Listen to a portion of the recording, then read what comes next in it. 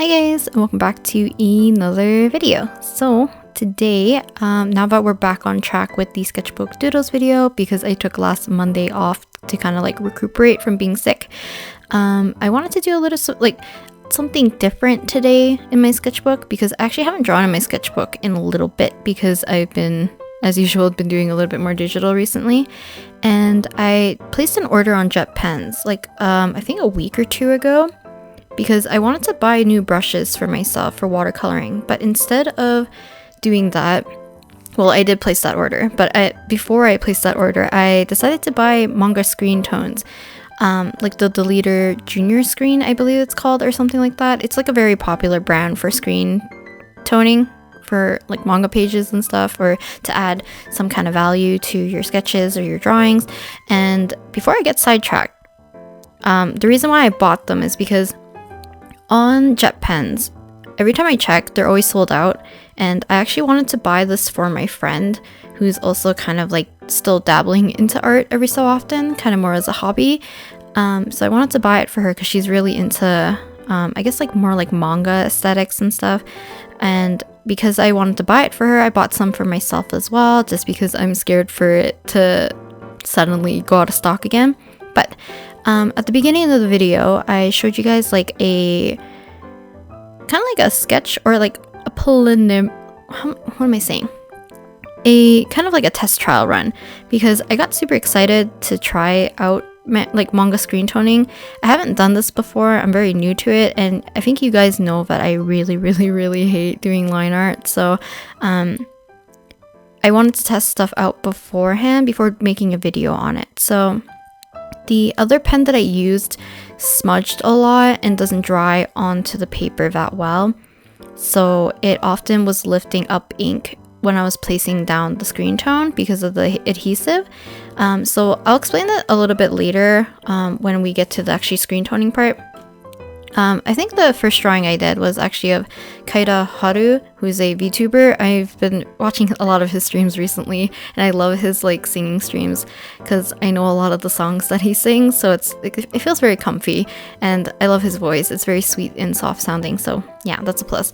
Today we're drawing Xingqiu. I don't know why I said it like that. I said it so weird. But yeah, we're drawing him today because I really like his cafe outfit, and I've been meaning to draw it, but I haven't had the time. And I thought maybe today will be the day I could do it, because he has good values in his outfit. So it was easier for me to separate what I wanted to be in screen tone and what I should leave in ink. But yeah, so I did the sketch with the Pilot Color ENO in the colored pink. And now I'm using the Faber-Castell Eco Pigment pigment liner, I guess. It's a pigment liner. It's in 0.3, and the tip of it's very flat because I overused these back when I was in uni. But this is one of the only ones that I still have that work quite well, so I am using it. And I switched the angle on my camera just because the camera has to be fairly close for me to show the inking process and like the cutting process and like all that jazz. And my pen kept bumping into the lens, so I decided to push it to the side so I could have a little bit more room for me to work. So I do apologize for this kind of weird angle, but it's like the only way for me to show you guys kind of more of the up close angle to my sketchbook. And yeah, so I wanted to draw Xingqiu in his cafe outfit because I love the cafe outfits. I hope they get to do like more of the other Liyue characters, because I'm super excited to see them after seeing like all the Mondstadt ones very cutely done as little chibis. But yeah, I'm doing my best to do the line art kind of more in a what you would see in kind of like some manga, so kind of giving a little bit more line variation, adding a little bit more detail compared to how I usually work. I feel like I don't have the patience to do like not proper line art.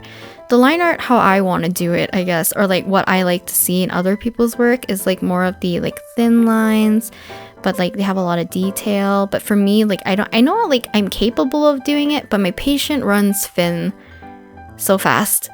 Because I used to do a lot of like inking and stuff back in university and stuff, like for sketching, for doodling and all that, just because it was easier for me to manage. But I think Inktober kind of burnt me out at some point, and yeah, I feel like that's where I went ham with doing these, like with using these kind of pigment liners, is when I was doing Inktober, because I would draw 17 members and I would fill in black like all manually. And the reason why I use this brand is just because my university campus only sold this brand, unless you went to like the normal stationery store where you can buy like, I think Microns and like the Staedtler brand that I used to use like a whole heck of a lot. But compared to the one I used on the previous illustration, this one does not smudge on this paper.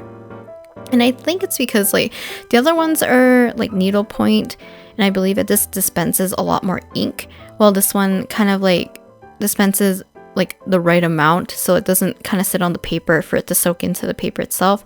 I'm showing you guys the design knife, or it's basically like an X-Acto knife, or like I don't know what they're called, something, a cutting blade or something like that. I don't know, there's like two different ones. I know X-Acto knives are a little bit different to or maybe it is an X-Acto knife. The other one's a utility knife, I think. But yeah, I'm gonna have the little codes at the bottom. So it says JR-112, and I believe I use JR-114 and J-129 as the different screen toning patterns or designs that I used for Xingqiu. So basically, everything you're gonna see is just me experimenting.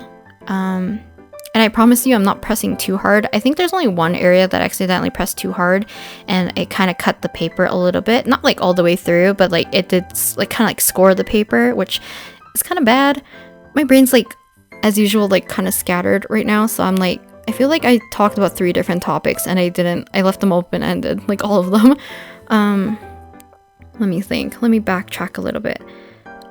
Yeah, for the screen toning, so all the stuff that you're gonna see me do is just kind of me experimenting, and the reason being is that I've seen screen toning videos like back when I was in high school, I think, when I first got interested in like, oh, I really want to try out screen toning one day to do like manga pages or just like do illustrations really simply like this in my sketchbook.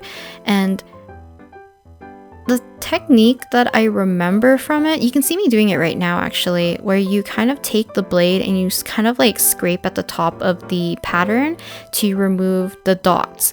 So the one that I'm using right now, it has like these really fine dots that are like okay spread out.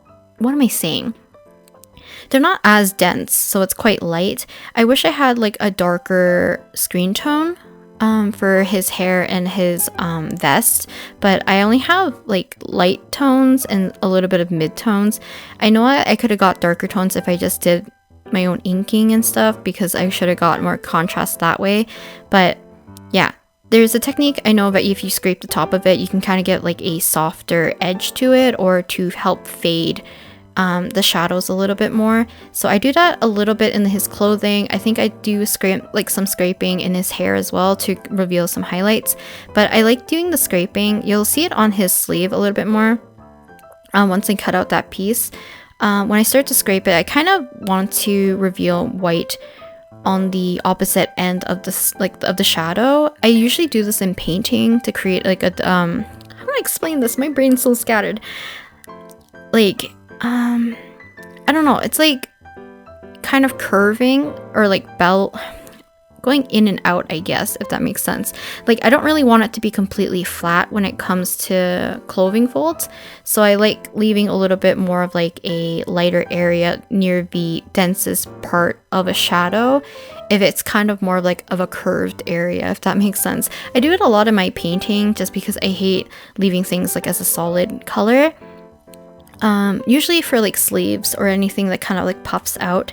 I'll do it here a little bit as well, and I believe I kind of scrape around his hands and his nails as well to kind of lift up some of the ink.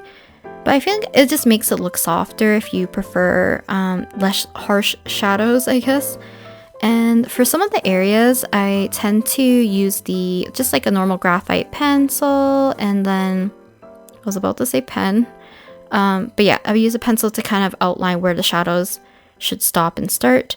I decided to add a little bit of a shadow for his upper lip, and then I used a lot of scraps to fill in some other areas.